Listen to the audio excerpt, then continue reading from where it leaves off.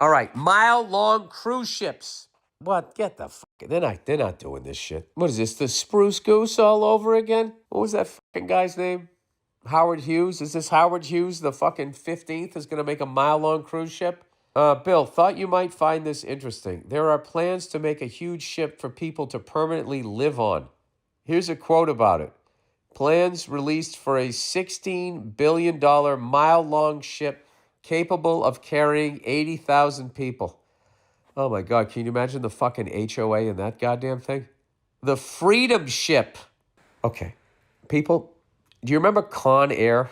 There was some sort of prisoners on a plane or something like that. This feels like the ship version of it. And the fact that anytime they put freedom in something, that means they're taking it away.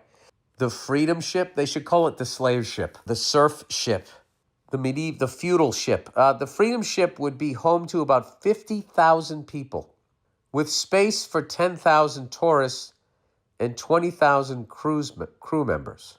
The Freedom Ship is envisioned as a permanently mobile city at sea designed for long-term residence rather than short-term travel, the company says. This is the most insane waste of money. The ship would be about 8 times the size of the current largest ship in the world, the Royal Caribbean's Icon of the Seas. It's only 8 times the size of it? Jesus Christ. The plan includes a 15,000-seat stadium, schools, colleges, shops, clubs, a water park, a music hall, museum, parks, and more. The ship would run on nuclear. I don't know how to say that word. I say nuclear, not nuclear. Nuclear. Would be too large to dock and would remain in international waters. Freedom Cruise International said it would go around the world every 2 to 3 years. So you're just out to sea. That doesn't sound like there's any sort of freedom to that whatsoever. That's like you're joining the military and there's no way to move up. What if one of the people that goes on it is a fucking serial killer? You know, because that's what cities also have. They have serial killers. They have fucking... Dude, the amount of sex offenders, criminals, rapists, fucking lunatics. And here's the thing. You're out in international waters.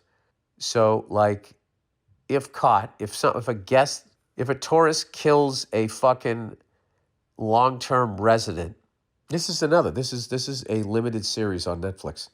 You know, Netflix loves serial killers, right?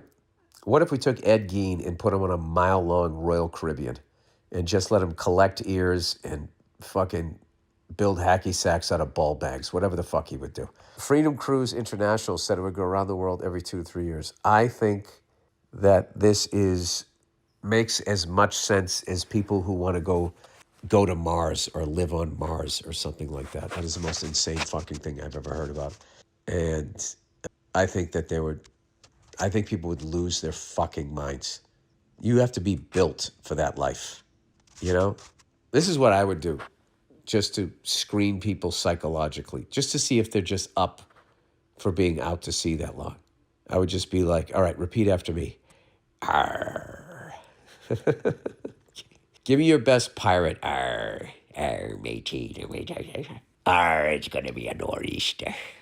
That is a stupid fucking idea. But I don't doubt that you can't find 80,000 people dumb enough, financially strapped enough to fucking make that happen. Jesus fucking Christ. Can you imagine if that thing sank 80,000 people into the fucking water?